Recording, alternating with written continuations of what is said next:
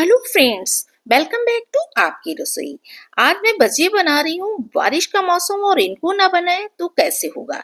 लेकिन इसके साथ ही मेरा दूध भी आज फट गया था और फटे हुए दूध का कुछ तो यूज करना ही था। तो चलिए हम इनसे कुछ यूनिक सी रेसिपी बनाते हैं। हमने एक कटोरी मूंग की दाल ली और उसको साफ करके हम पानी में भिगो देते हैं।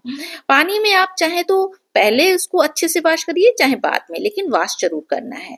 मैंने इसको मिला के और इसको हम कवर करके 15-20 मिनट के लिए छोड़ देंगे। 15-20 मिनट बाद देखिए ये बिल्कुल साफ हो गई है और एकदम अच्छे से भीग गई है। अब इसको हम धो के और ग्राइंड में पीस लेंगे ग्राइंडर में।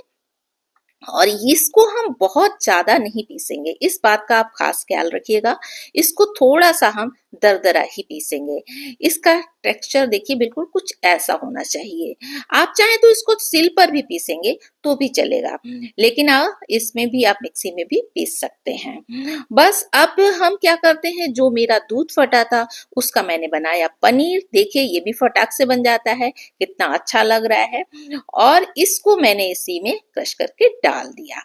अब डालते हैं 1 सवा चम्मच हम बेसन इसमें डालेंगे, थोड़ा सा प्याज, थोड़ी हरी मिर्च, अदरक और हरी धनिया ढेर सारी, और नमक, जीरा, हल्दी, लाल मिर्च, और ये सब चीजें डाल के हम इसको मिला लेंगे। अच्छी तरीके से मिलाइएगा, मिक्स बहुत अच्छे से होना चाहिए। कोई भी चीजें जो है अलग अलग नहीं रहनी चाहिए, जो भी हमने चीजें इसमें मिक्स डाली हैं। तो बस इतना ही ध्यान रखना है। और एक खास बात, इसमें पानी बिल्कुल नहीं पड़ता है, और जब दाल हम पीसते हैं उसमें भी हम पानी नहीं डालते हैं। इन छोटी छोटी बातों को आप ध्यान रखेंगे तो ये मूंग की दाल के जो पकौड़े, मंगोड़े या भजिए जो भी आप कहते हैं, बहुत ही क्रिस्पी, आप एकदम 5 स्टार रेस्टोरेंट जैसे ही बना लेंगे घर में। और डेली बनाएंगे, इतना इनकी डिमांड है कि आपके घर में अगर बच्चे भी हैं, बड़े भी हैं, सभी ये मन से खाते हैं। बहुत ही क्रिस्पी और टेस्टी बनते हैं, और बारिश के मौसम में ये तो हर घर में बनने ही चाहिए। तो देखिए हमारा जो है मिक्सचर तैयार हो गया। ऑयल भी मेरा गर्म हो गया। जब इसमें हल्का सा धुआं उठे तब आप समझिए ये अब बनने लायक है। और इसके बाद फ्लेम को आप लो और मीडियम पे कर दीजिए। और इन जो है मूंग की पकौड़ियों को बिल्कुल पास में आयल के जाके आप छोड़िए, और ऊपर से मत छोड़िए, नहीं तो छिट्टे ऊपर आएंगी। आप चल भी सकते हैं। पकौड़ी बनाएं, मंगोड़ी बनाएं या बड़े बनाएं, उनका यही एक टेक्निक होती है। अगर आप पास से डाल जाके एकदम ऑयल के डालेंगे तो ये बिल्कुल ऊपर नहीं आता है और आप जलेंगे नहीं, कभी भी कोई एक्सीडेंट नहीं होगा। इन बातों का भी ध्यान रखें। और दूसरी बात, अब हमने इनको बिल्कुल छोड़ दिया है। डालने के बाद में आप बिल्कुल ध्यान रखिए, देखिए मैंने पलट नहीं रही हूँ। जब ये थोड़ा सा फूल के ऊपर आ जाएंगे तब हम इनको पलटेंगे। उससे पहले इनको मत टच करिएगा, वरना ये हमारी मंगोड़ी, पकौड़ी जो भी है ये बेकार हो जाएगी। जैसी क्रिस्पी आप चाहते हैं ना, बिल्कुल वैसी फिर नहीं बनेगी। तो ये छोटी छोटी टिप्स है, अगर याद रखिए। अब ये ऊपर आ गई, अब हम इनको पलटेंगे।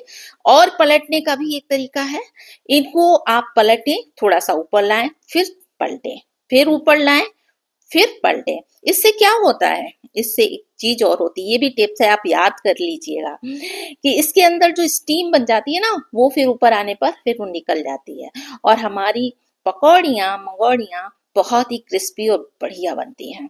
तो ये छोटी छोटी बातें अगर आप याद रखेंगे तो आपकी पकौड़ी, मंगोड़ी, भजिए बहुत ही क्रिस्पी और बढ़िया बनने वाले हैं। देखिए इनका कलर भी चेंज होने लगा। जब ऐसी गोल्डन गोल्डन सा कलर होने लगे तब आप समझिए कि आपकी ये पकौड़ियाँ बिल्कुल अब निकालने के लिए रेडी हैं। तो बस अब हम इनको निकालेंगे, और निकालने के बाद में और फिर हम देखिए इनका कलर कितना अच्छा है। डालते हैं तो मैंने साउंड उसका नहीं आपको सुना पा रही हूँ, और क्योंकि मैं बोल रही हूँ इधर। और बहुत ही खूबसूरत बनी है, बहुत ही क्रिस्पी बनी है। मैं भी आपको आगे भी दिखाऊंगी इनको। जो रिमेनिंग है उनको भी हम उसी तरीके से फिर से बनाएंगे, क्योंकि जितना भी है इनको बना लेना चाहिए। मैंने छोटी कढ़ाई में भी बना रहे हैं, इसका भी एक कारण है कि मैं दोबारा से वही ऑयल यूज नहीं करती हूँ। तो मैं छोटी कढ़ाई में इसलिए बनाई, वरना ये एक बार में भी बन जाता बचाती हूँ, बड़ी में रखती मैं। और थोड़ा थोड़ा डालिए, दोबारा से रीयूज करने पर ऑयल वो उसकी जो है कहते हैं कि वो हेल्थ के लिए अच्छा नहीं होता है, इसलिए मैं उतना ही ऑयल डाला है जितने में ये सब बनेंगी, रिमेनिंग उसको हमें यूज नहीं करना है। तो इसलिए मैं छोटी कढ़ाई में बना रही हूँ और इसको 2 या 3 बार में बनाएंगे। और उसी तरीके से आप डालिएगा, बिल्कुल पास में जाके अगर डालेंगे तो ये बिल्कुल ऊपर नहीं आएगा और पकौड़ियाँ हमारी बहुत अच्छी बनेंगी। मूंग की पकौड़ी में शेप का कोई मैटर नहीं होता है, ये शेप इनको नहीं देना है और ये ऐसी जब टेढ़ी मेढ़ी बनती हैं वही अच्छी लगती हैं। उसी तरीके से इनको पलटना है, वैसे ही इनको रखना है, तभी आपकी ये पकौड़ियाँ टेस्टी और क्रिस्पी बनेंगी। बिल्कुल मैं बार-बार उसको बता रही हूँ, आप इस बात का बहुत ध्यान रखिएगा।